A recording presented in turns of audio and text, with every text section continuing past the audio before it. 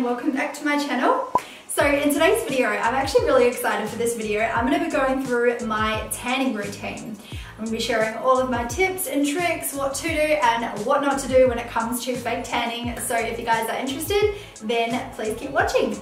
So I know that there's probably going to be a lot of tips that are basically common sense, and then there's also a lot of other tips that have probably been said that many times before. It sounds like a broken record, but I really just wanted to go through my tanning routine in this video, tell you guys step by step through what I would usually do, and tell you about all of the products and everything like that, and just what really works best for me.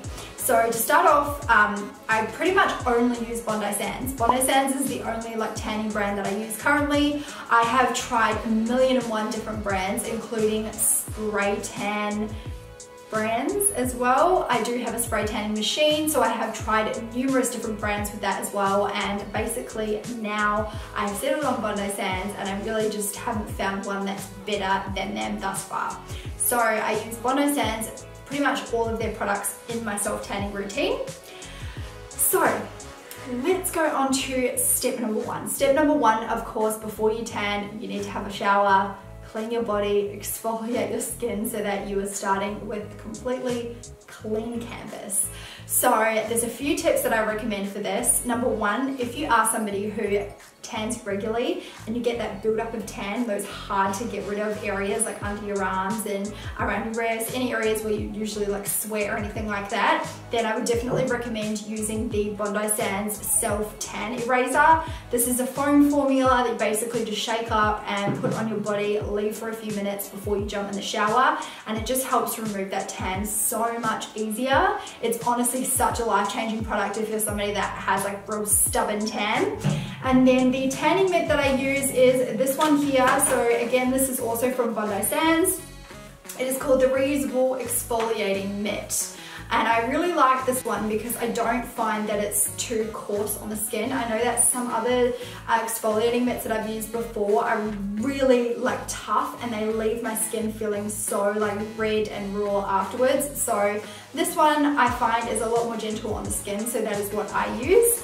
Another tip in preparing for a tan is to not shave right before you tan. When you shave, obviously you open up all of the pores in your skin and the tan will end up seeping into those pores and causing a whole lot of black dots everywhere. So that is what you want to avoid. So either don't shave before you tan and shave after you've tanned, or alternatively you can shave, but shave at least 6 to 8 hours before you tan, so that you're all nice and cleanly shaved on your arms, your legs, whatever. Leave it for 8 or so hours and then do your tan after that. It gives the pores time to close up again. Now, I am no skin expert, but that is just something that I have found has really worked best for me, and it's a way that I've found avoids getting all those black dots everywhere. So that is the other tip that I have for you. Now, moving on to the actual tanning products, once you are out of the shower and you're all clean and ready to go, just make sure that you don't put on any moisturizers or body lotions, deodorants or anything like that. Just make sure that your skin is completely clean, your hair is up and you're all ready to go. Now, for the tanning products, again, I do obviously only use Bondi Sands products. These are the two products that I use from Bondi Sands. I used to always use this one, which is the Self Tanning Foam 1 Hour Express.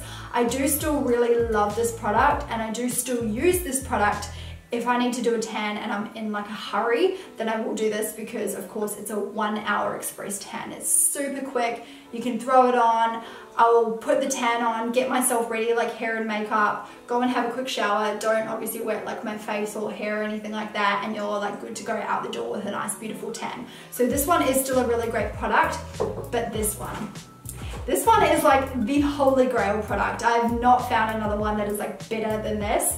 This one is a, how long do you have to leave it on? I think it's 6 hours is the time.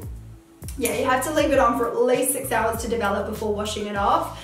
But it is a quick dry formula and it's just such a beautiful color. It's a really beautiful bronzed glow, a bronze, super beautiful bronze tan. I use the ultra dark shade, but I believe that they have two lighter than this one. So if you are quite fair, then obviously you can go for one of those lighter colors. My natural skin is not super fair, so I can get away with using the ultra dark and I get this nice, like beautiful color. So to apply this tan, you need a tanning mitt, of course. So the one that I use is this one here from Bondi Sands. It's just their reusable self-tan application mitt. This is super soft. It is like the softest tanning mitt I've ever felt. So when applying my tan, what I do is I always start with my arms. So I'll start with my one arm first. I take quite a generous amount of the tan, apply it to my arm.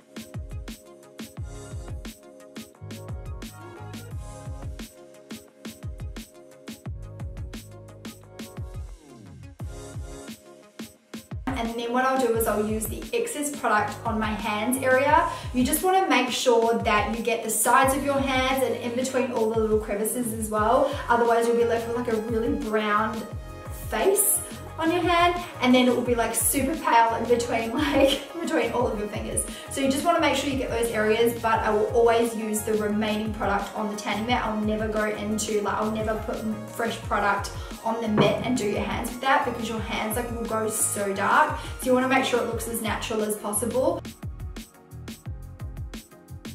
So I guess there's not really any particular method to applying the product. You pretty much just want to get it on the body. The only overall sort of tip that I would have would be to apply the product in areas such as like your underarms, your fingers, elbows, knees, and like toe areas, anywhere that has kind of like a crevice, I guess you could say. Apply the product quite sparingly to those areas. I would recommend applying your product to any other areas on your skin first, and then go into those little like crevices with just any remaining product left on the tanning mat. Don't like pour new product onto your tanning mat and then apply it straight away. So once I have got my tan on and I'm looking like it's pretty much ready to go on like the front of my body, you now need to move to the back. Now, if you don't have somebody who can help you by applying the tan on your back, you obviously need to be able to reach those areas. So this brings me to my next product, which is this little guy here.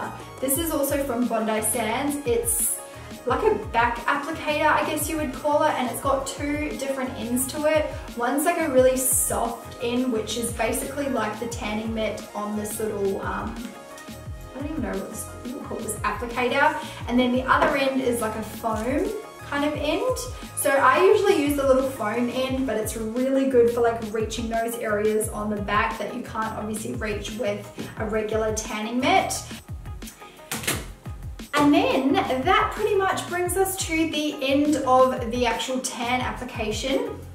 So next for the tan application, what I like to do is I like to just get like one last look at myself, make sure that everything looks even, the color looks pretty even everywhere as well. And by this time, the tan has pretty much like started to somewhat dry, but it's still that little bit uncomfortable, and I'm somebody who finds like wet tan just really uncomfortable. So what I personally like to do is I like to take a translucent powder. I know that they do have tanning versions of this powder, but I have access to translucent powder at home, so I figured I just may as well use this.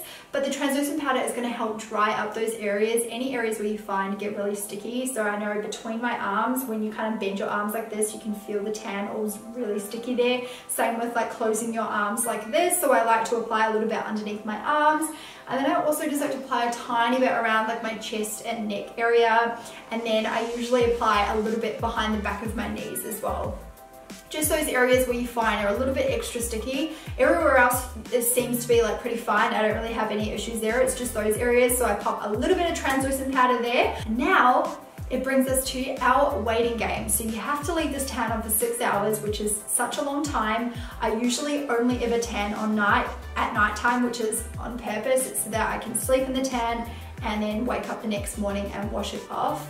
So to sleep in my tan, or even just to like sit around the house in your tan, I recommend buying like an oversized black dress or some like really like daggy baggy sweats that you can just throw on. This is just so that it's more comfortable for you to kind of like do your usual, you know, chores around the house or anything like that. I personally just like to sleep in mine because once I'm asleep, I'm out and then I'm not feeling uncomfortable at all. So I do prefer to just sleep in mine, then the 6 hours are over like that. And then we are at the morning. So the next morning, I woke up super early because it was a work day, so I had to be up early for work. So I woke up at 6 a.m, got ready, and when you shower, I definitely recommend not using any soap or any like loafers or anything like that. I definitely recommend just letting the water take the tan off. Just let the water take the tan off. I don't try not to like touch your body too much. I just sort of like to let the water run like along your body and take all the tan off for you. And then that's pretty much the result of your tan. The only other thing that I would recommend doing after you tan is applying a moisturizer. Tan dries out your skin like a ridiculous amount, so make sure that you regularly moisturize your skin. This is like such an important step to maintaining your tan. Otherwise your tan is going to go so patchy just like that. So make sure you moisturize your skin. For me personally, I like to use this moisturizer, which is from Bondi Sands. It's the Gradual Tanning Milk Body Moisturizer in the Cocoa Butter scent. It does have SPF 15 to it as well. The reason why I like to use this is just because it's like a little bit of a tan top up. It keeps my skin nice and hydrated for one, but it's also a gradual tanning milk as well. So it just sort of gives your tan that little bit of a boost and helps increase the longevity of your tan as well. So that is pretty much the last step to creating a nice, beautiful tan. I will be sure to link all of these products down below in the description box for you guys if you are interested. If you did enjoy this video, then please don't forget to give it a thumbs up and subscribe to my channel down below if you haven't already. And until the next one, I will see you guys later. Bye!